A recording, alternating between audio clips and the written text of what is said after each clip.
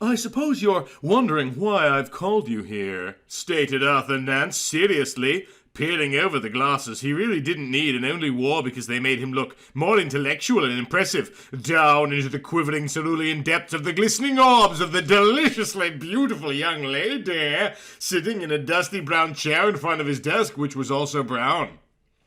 Irene was wearing a black suit today that hugged the curves of her body, which were in all the right places, and in complete defiance of the scorching, humid Georgia summertime air that turned almost everyone's hair into a mass of unappealing frizzles or else handfuls of limp stuff that resembled nothing more than masses of overcooked spaghetti.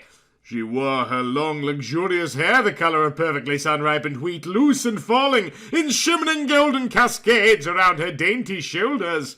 Her slender yet perfectly formed legs were hidden by Nance's desk, but he knew they were there.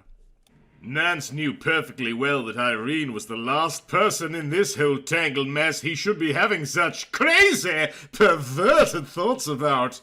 I mean, even if she wasn't half my age, there was the involvement with Henry, and now he's dead and she's supposed to be in mourning. Besides, there was the whole nature of the suspicions he'd been having about certain things. Which, of course, was the whole reason he'd called Irene in to talk to him today, which had nothing to do with the hidden passion that lay hidden under that prim black scat, but was a matter of much seriousness and import. Yes, I am, Irene murmured liquidly, gazing up at the doctor. Goodness, but he was in good shape for a man his age. Just look at the kawaii way his shirt fit him. She could just imagine the six-pack he had under there. Apparently being a doctor kept you in good shape, or maybe he just played a lot of golf. Well, I've been thinking a lot about what's been happening lately ever since the accident, Nance proclaimed, rising from his seat and pacing restlessly around the desk, twiddling a pen absently. It's always seemed funny to me that Bruce Lewson survived the crash and Henry Archer didn't. He watched Irene carefully like a hawk to see if she'd blush or have any other reaction to this mention of Archer's death, but she looked as calm and smooth as an unused jar of peanut butter before someone stuck the knife in. The creamy kind, not the crunchy, because her skin's not lumpy like the lumps you get in crunchy peanut butter. I don't think it's that strange, commented Irene with a shrug, tossing a gleaming lock of hair over her shoulder with one perfectly manicured hand.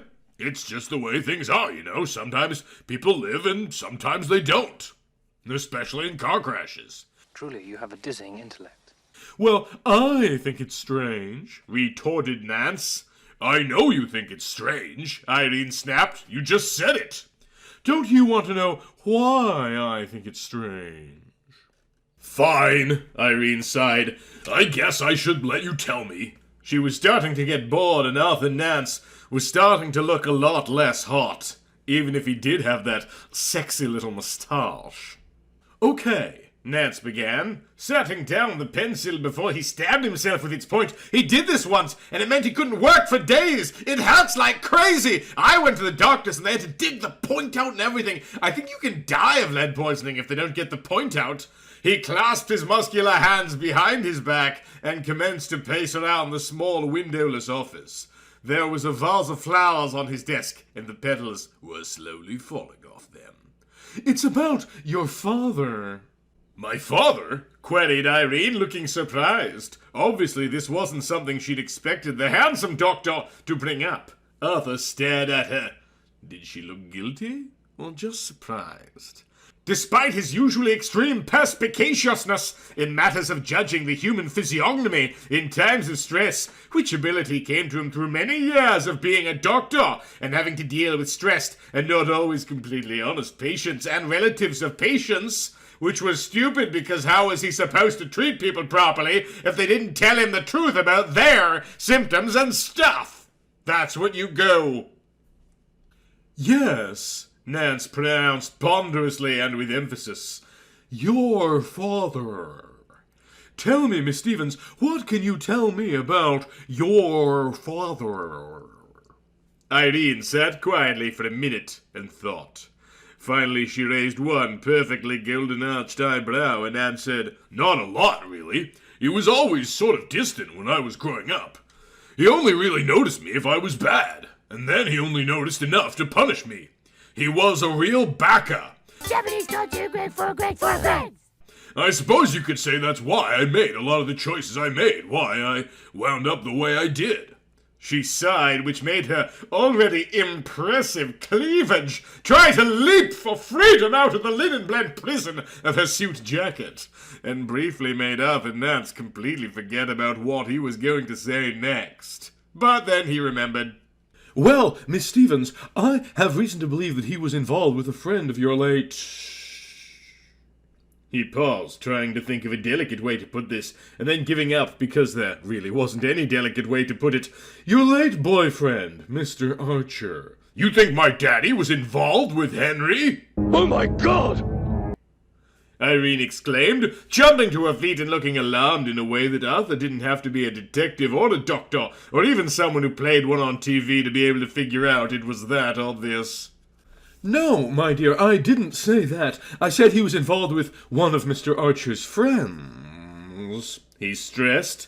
A friend by the name of Rory Edwards. There was a silence, and all you could hear was the beep, beep of hospital machines.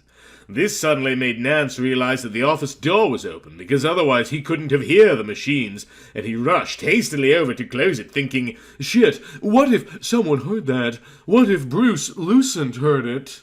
Of course, he hadn't gotten to the part that involved Bruce yet. But what if the brilliant young software designer had heard and had somehow made the connections, even though Nance himself wasn't sure that what he suspected was anything more than the flimsiest of tissue paper rumors? That, Nance thought grimly to himself, would be a very, very bad thing. Meantime, Irene's already porcelain-pale complexion had gone completely dead white. You think Daddy was involved with Rory? She repeated through lips gone numb, like when you go to the dentist and the Novocaine gets shot into not quite the right spot. Yes, stated Nance, shutting the door with a melodramatic click. And there's more. More? Repeated Irene, sinking back down into the chair. More, Nance confirmed. This is what makes it all so suspicious, you see. No, I don't see. You will, because Rory was in cahoots the whole time with Isidore Trent. Maybe they're in cahoots. I hope so, if they're out in this weather. What? Shrieked Irene. That stupid, gender-confused, ponytailed freak? Now, Nance chided. That's no way to talk about someone. Isidore may have had some issues, but she's a person, just like anyone else. And don't forget, Turfs ain't got no friends. He paused, and his chocolate brown eyes glazed over with memory as he remembered another person, so very long ago, who'd had the same issues and had been so cruelly taken away from him because of them.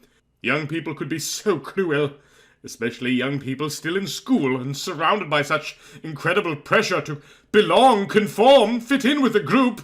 Any group, just as long as they could say they fit in somewhere. Irene had folded her arms under her perfect melon-shaped breasts and was glaring at him. Nance forced his mind back to the present and continued. This is what makes it all so damn suspicious, you see. 2 men. One dies in a car crash. One survives a car crash. Each has a friend. Bruce's friend is Isidore, and Henry's friend is Rory. And a common person they each know. Your father, Irene. Isaac Stevens, the one meeting point of all this crazy insanity! There's more going on than you could possibly guess, and your father was right there in the middle of it, connected to Isidore and Rory.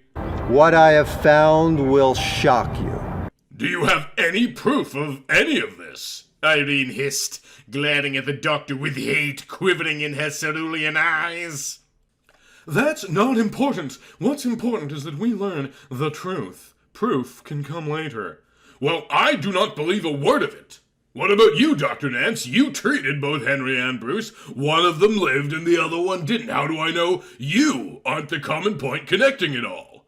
Irene, you know that isn't true. Arthur murmured gently. I'm a doctor. My mission is only to heal. I only want to learn the truth, not hurt anyone. Suddenly Irene burst into tears, flinging herself against Arthur's manly chest and burrowing into its strength. I'm sorry, she cried between sobs. I just didn't want to believe it. Please, what are we going to do? We'll do what we have to do, declared Nance, whose mind was now racing even as he held the sobbing young girl in his solid-toned arms. Already he was beginning to formulate a plan. It was a crazy plan, but he thought it might have a chance of working. And if it did work, then everything would fall into place like a house of cards collapsing when you put just one card too many on top of the fragile structure. We'll find out the truth. Georgia on my mind.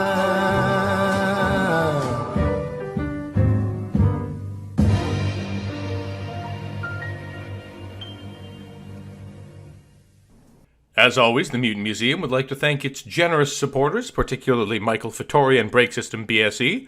If you'd like to see your own name up here, it's as little as $1 a month. In the meantime, please like, comment, subscribe, do all those things, and thank you for being you.